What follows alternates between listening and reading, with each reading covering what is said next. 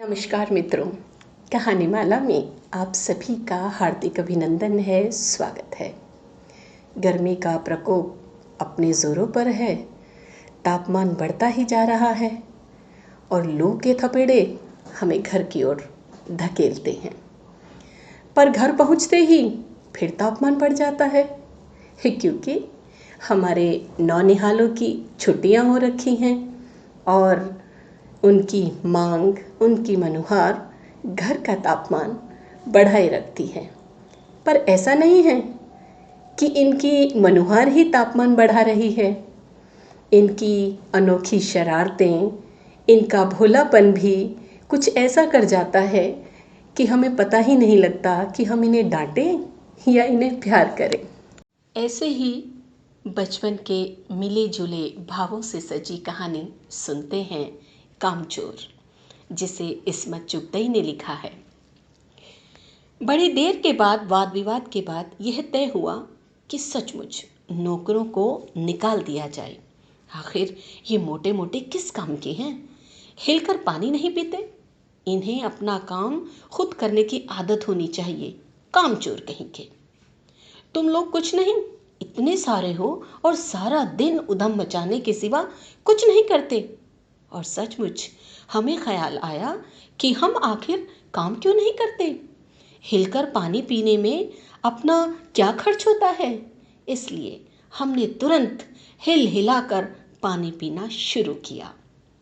हिलने में धक्के भी लग जाते हैं और हम किसी के दबैल तो थे नहीं कि कोई धक्का दे तो सह जाए। लीजिए, पानी के मटकों के पास ही घमासान युद्ध हो गया। सुराहियां उधर लुढ़की, मटके इधर गए, कपड़े भीगे सो अलग। ये भला काम करेंगे? अम्मा ने निश्चय किया। करेंगे कैसे नहीं? देखो जी, जो काम नहीं करेगा उसे रात का खाना हरगिज़ नहीं मिलेगा, समझे? यह लीजिए, बिल्कुल शाही फरमान जारी हो रहे हैं। हम काम करने को तैयार हैं, काम बताए जाएं। हमने दुहाई दी। बहुत से काम हैं जो तुम कर सकते हो। मिसाल के लिए, यह दरी कितनी मैली हो रही है, आंगन में कितना कूड़ा पड़ा है, पेड़ों में पानी देना है, और भाई मुफ्त तो यह काम करवाए नहीं जाएंगे, तुम सबको तनख्वाह भी मिलेगी। अब्बा मियाँ ने कुछ काम बताए और दूसरे कामों का हवाला भी दिया। माली को तनख्वाह मिलती है, अगर सब बच्चे मिलकर पानी डालें तो।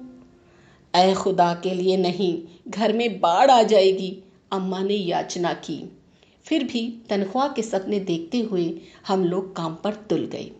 एक दिन फर्शी दरी पर बहुत से बच्चे जुट गए और चारों ओर से कोने पकड़कर झटकना शुरू किया। दो चार ने लकड़ियां लेकर धुआंधार पिटाई शुरू कर दी। सारा घर धूल से अट गया। खांसते खांसते सब बेदम हो गए। सारी धूल जो दरी पर थी, जो फर्श पर थी, सबके सिरों पर जम गई, नाकों और आंखों में घिस गई। बुरा हाल हो गया सबका। हम लोगों को तुरंत आंगन में निकाला गया। वहां हम लोग फौरन झाड़ू देने को तैयार हो गए। झाड़ू क्योंकि एक थी और तनख्वाह लेने वाले उम्मीदवार बहुत, इसलिए क्षण भर में झाड़ू के पुर्जे उड़ गए। जितनी सीके जिसके हाथ पड़ी, वह उनसे ही उल्टे सीधे हाथ मारने लगा। अम्मा ने सिर पीट लिया। भाई, ये बुजुर्ग काम करने दे तो इंसान काम करे। जब जरा जरा सी बात पर टोकने लगे तो बस हो चुका काम। असल में झाड़ू देने से पहले जरा सा पानी छिड़क लेना चाहिए, बस। यह ख्याल आते ही तुरंत दरी पर पानी छिड़का गया।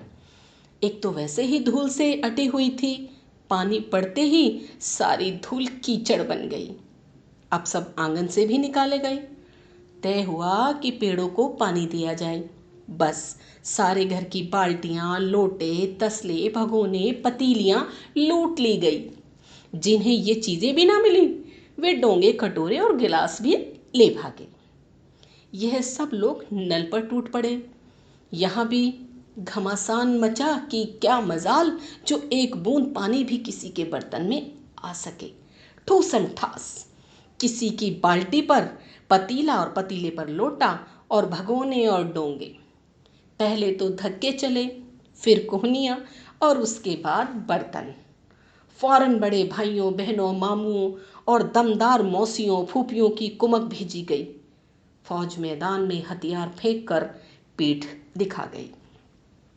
इस धींगा मुश्ती में कुछ बच्चे कीचड़ में लथपथ हो गए, जिन्हें नहलाकर कपड़े बदलवाने के लिए नौकरों की वर्तमान संख्या काफ़ी नहीं थी। पास के बंगलों से नौकर आए और 4 आना प्रति बच्चा के हिसाब से नहलवाए गए। हम लोग कायल हो गए कि सचमुच ये सफाई का काम अपने बस की बात नहीं और न पेड़ों की देखभाल हमसे हो सकती है। कम से कम मुर्गियां ही बंद कर दे।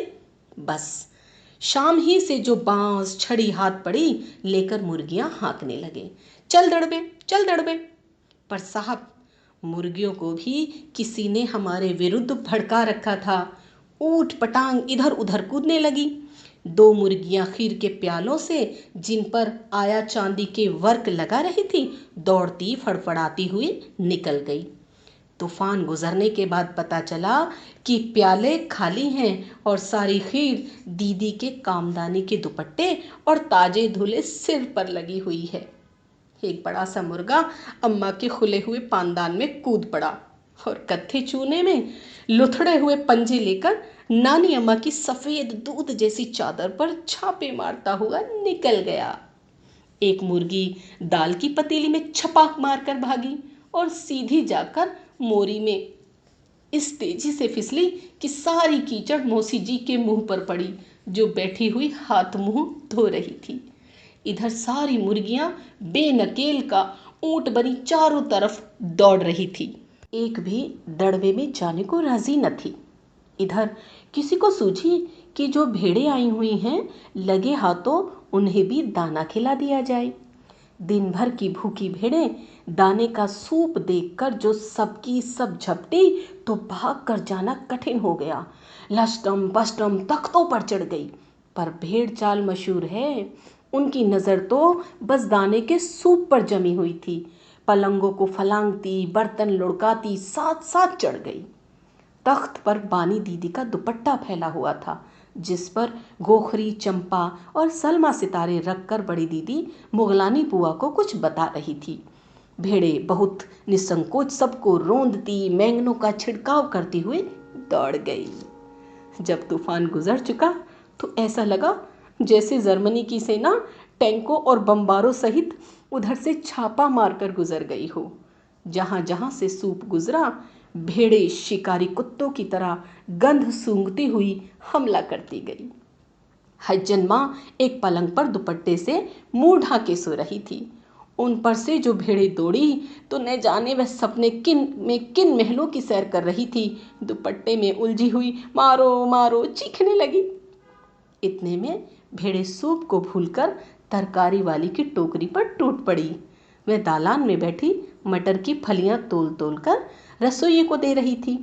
वह अपनी तरकारी का बचाव करने के लिए सीना तान कर उठ गई। आपने कभी भेड़ों को मारा होगा तो अच्छी तरह देखा होगा कि बस ऐसा लगता है जैसे रुई के तकिए को कूट रहे हों। भेड़ को चोट ही नहीं लगती, बिल्कुल यह समझकर कि आप उससे मजाक कर रहे हैं। वह आप ही पर चढ़ बैठेगी। जरा सी देर में भेड़ों ने तरकारी छिलकों समेत अपने पेट की कढ़ाई में झोंक दी। इधर यह प्रलय मची थी, उधर बच्चे भी लापरवाह नहीं थे। इतनी बड़ी फौज थी जिसे रात का खाना न मिलने की धमकी मिल चुकी थी।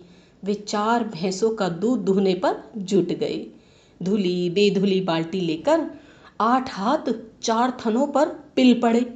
भैंस एकदम जैसे चारों पैर जोड़कर उठी और बाल्टी को लात मारकर दूर जा खड़ी हुई।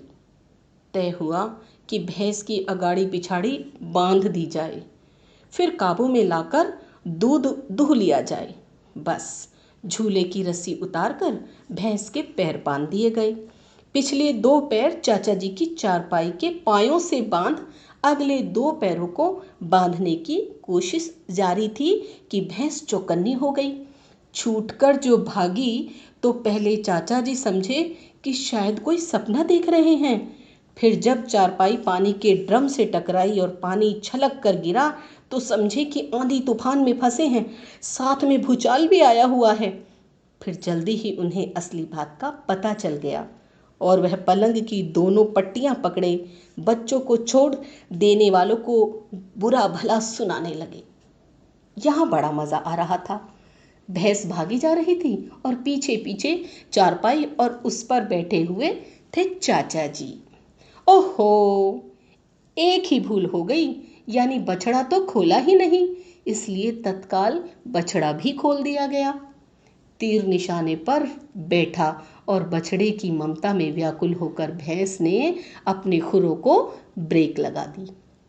बछड़ा तत्काल जुट गया, धोने वाले गिलास कटोरे लेकर लपके, क्योंकि बाल्टी तो छपाक से गोबर में जा गिरी थी। बछड़ा फिर बागी हो गया। कुछ दूध जमीन पर और कपड़ों पर गिरा, 2-4 धारें गिलास कटोरों पर भी पड़ गई, बाकी बछड़ा पी गया।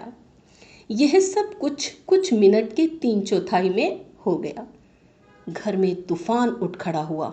ऐसा लगता था जैसे सारे घर में मुर्गियाँ, भेड़े, टूटे हुए तसले, बाल्टियाँ, लोटे, कटोरे और बच्चे थे।